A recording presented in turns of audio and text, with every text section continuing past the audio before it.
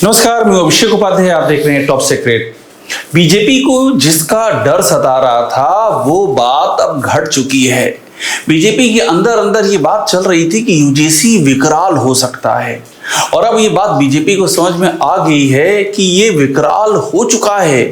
और आज जो स्टोरी छपी इंडियन एक्सप्रेस में वो सिर्फ एक झांकी है, लेकिन उसको ध्यान से देखिएगा, आपको समझ में आ जाएगा कि क्या हलचल है बीजेपी के अंदर और किस तरह से बीजेपी आगे की बड़ी प्लानिंग में लगी हुई है। हालांकि एक खतरा ये भी कि जब तक ये प्लानिंग करेंगे और जब तक इस प्लानिंग को एग्जीक्यूट करेंगे तब तक क्या पैरों तले जमीन खिसक चुकी होगी। आइए देखते हैं कि क्या है कहानी, बीजेपी के भीतर क्या चल रहा है। ये आज जो एक्सप्रेस ने छापा है ये बहुत ही महत्वपूर्ण है और ये बहुत लंबे समय से इसकी चर्चा थी कि ये अंदर अंदर चल रहा है, लेकिन अब ये आ गया है सामने। इनसाइड ट्रैक, यूजीसी का ड्राफ्टिंग मिस जजमेंट, ये किसने ये किया है। कहानी यही है कि बीजेपी के भीतर ये चर्निंग अब चल रही है और बीजेपी के भीतर मतलब टॉप लीडरशिप पीएमओ लेवल पर, कि ये हुआ कहां से है और कैसे हो गया है। बीजेपी जो कास्ट को लेकर के बड़ी सेंसिटिव रहती है कि कहीं कास्ट मोबिलाइजेशन ना होने पाए, और वो भी उस कास्ट में मोबिलाइजेशन ना होने पाए जो कि बीजेपी का कोर वोट बैंक है, ब्राह्मण, ठाकुर, बनिया। जब बीजेपी की शुरुआत हुई तो मैक्सिमम लीडरशिप यही थी बीजेपी की। वहां पर अगर मोबिलाइजेशन बीजेपी के खिलाफ हो जाए तो ये उसी तरह से है जैसे आपके पैरों तले जमीन का खिसक जाना और आपको पता भी नहीं चलना कि क्या हो गया है। अब देखिए, अब ये यहाँ पर जो फैक्ट मेंशन किया जा रहा है कि धर्मेंद्र प्रधान की एजुकेशन मिनिस्ट्री, उसमें कोई आरएसएस का रिप्रेजेंटेटिव नहीं है, इसलिए ये घटनाक्रम हो गया है। अब ये देखिए, बड़ी कहानी है।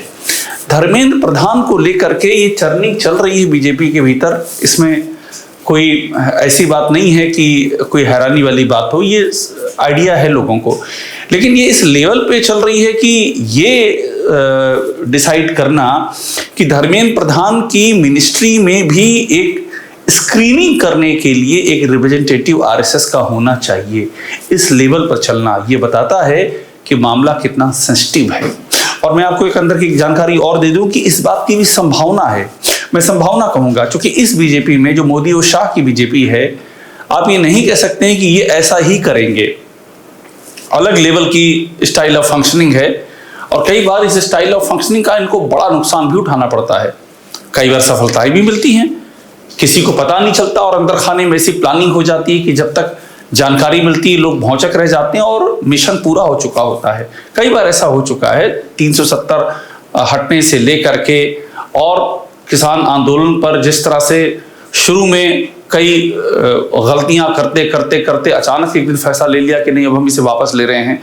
तो लेकिन ये चीजें अतीत में करके देख चुकी है बीजेपी। उसके बाद भी यूजीसी पर इतना लंबा टाइम क्यों ले लिया फैसला लेने में। अब ये चर्निंग चल रही है कि ये धर्मेंद्र प्रधान का चेहरा है। इंडियन एक्सप्रेस में ये खबर छपी है कि अब ये चर्निंग चल रही है कि हाँ, एक बड़ी गलती हो चुकी है। सवाल ये है कि अब बीजेपी करने क्या जा रही है। हमारी जानकारी ये है कि अभी भी वेट एंड वॉच करने के मूड में है कुछ दिन तक के लिए, जब तक कि ये यूजीसी का उबाल है। बीजेपी की मॉडस ऑपरेंडी ये है कि जैसे ये उबाल थोड़ा सा थमेगा ये एक्शन लेंगे यूजीसी के मुद्दे पर। एक्शन इसलिए लेंगे क्योंकि बीजेपी का मतलब आज की तारीख में इलेक्शन मशीन है और इस इलेक्शन मशीन को अच्छी तरह समझ में आ गया है कि जो कलपुर्जे हैं वो अपनी जगह से हिल चुके हैं और ऑयलिंग और ग्रीसिंग की जबरदस्त जरूरत है। ये समझ में आ गया है। ये भी समझ में आ गया है कि ये गाड़ी की रफ्तार बहुत ही स्लो हो जाएगी अगर ये समय रहते हमने रिपेयरिंग नहीं की। और इसीलिए ये जो कहानी आज उभर के सामने आई है, अभी इसके कई हिस्से और आगे आएंगे। और मैं आपको बता रहा हूं, सिर्फ केंद्र की बात नहीं है, यूजीसी शहादत केंद्र से लेकर के राज्यों तक लेगी। इसमें कई राज्य भी चपेट में आएंगे, क्योंकि ये भी इनपुट दिल्ली के पास है कि कुछ राज्यों में, खासतौर पर उत्तर प्रदेश में, यूजीसी को एक तरह से दिल्ली पर वार और यूपी की जय जयकार के अस्त्र के तौर पर इस्तेमाल किया गया है। यानी कि यूजीसी की आड़ में लोगों ने अपने अपने बीजेपी के अंदर ही अपनी अपनी राजनीति की तलवार की शान को भी खूब धार धार कर लिया है और बतौर कवच इस्तेमाल किया है कि यूजीसी का गुस्सा दिल्ली की ओर जाए, और दिल्ली की ओर जाएगा भी, क्योंकि फैसला तो केंद्र का है। लेकिन सरकार तो बीजेपी की है। यूपी में भी आरोप ये लगा है और तथ्य ऐसे सामने आए, इसके बाद भी इंटरनल इनफाइटिंग भी सामने आई है कि इसको इंटेंसिफाई सबसे अधिक कहां है? यूजीसी उत्तर प्रदेश में है। असर पूरे देश में होना चाहिए, मगर यूपी में सबसे अधिक आग लगी हुई है। क्यों लगी हुई है? इनपुट ये बताते हैं, इसलिए लगी हुई है कि इंटरनल वार छिड़ा हुआ है लखनऊ और दिल्ली के बीच में। हमारी जानकारी कहती है इसको भी एड्रेस जल्दी ही किया जाएगा, जिस लेवल की तपिश दिल्ली में महसूस की जा रही यूजीसी को लेकर के। ये यूजीसी के विरोध में जो आंदोलन छिड़ रहा है उसका वो देखिए, उसका स्केल देखिए किस तरह से बढ़ता जा रहा है। ऐसी अमर उजाला है, खबरें छप रही हैं। यूजीसी नियमों के खिलाफ सड़कों पर उतरा सवर्ण समाज, रामलीला मैदान, जंतर मंतर, पूरे दिन ये तस्वीरें आती रहीं, सोशल मीडिया पर छाई रहीं। आप संख्या ये अगर सोच रहे हैं कि भाई वो संख्या नहीं है जो कभी अरविंद केजरीवाल की रैली में आ गई थी, कभी बाबा रामदेव ने किया था वहां संख्या आ गई थी, वो संख्या नहीं है, वो अलग इशू है। वो संख्या इसलिए नहीं है क्योंकि प्रमुख नेताओं को हाउस अरेस्ट कर लिया गया और नहीं इकट्ठा होने दिया गया, उसके बाद भी इतने लोग निकल आए। लेकिन ये जो साइकी में घुस गया है सवर्ण समाज की कि उनके साथ में नाइंसाफी हो रही है और कोई बोलने वाला नहीं है। बीजेपी में कोई भी सवर्ण समाज के नेता भी खामोश हैं और अपनी जुबान सिर के बैठे हुए हैं। ये अंदर ही अंदर बीजेपी के वोट बैंक के साइकी में घुस रहा है और बीजेपी के वोट बैंक को खोखला करता जा रहा है अंदर ही अंदर। और इसीलिए ये जो खबर आप देख रहे हैं, सवर्ण समाज सड़कों पर उतरा, रामलीला मैदान और जंतर मंतर से की ये मांग की बीजेपी को बहुत परेशान कर रही है। अब इसके बाद देखिए, ये कहानी भी बड़ी दिलचस्प है, ये भी जम के चल रहा है। योगी तुझसे बैर नहीं, मोदी तेरी खैर नहीं। बाकायदा यूपी में नारे लग रहे हैं इस बात के। मैंने आपसे कहा ना कि यूजीसी बहुतों की बल लेगी, बीजेपी भी अंदर की खबर है। दिल्ली में भी बड़े बदलाव होंगे, यानी कि केंद्र में और राज्यों में भी होंगे। एक तो ब्लंडर हुआ है, ये बीजेपी को समझ में आ गया है, टॉप लीडरशिप को, कि बहुत बड़ा ब्लंडर है और इसकी कोई जरूरत थी नहीं।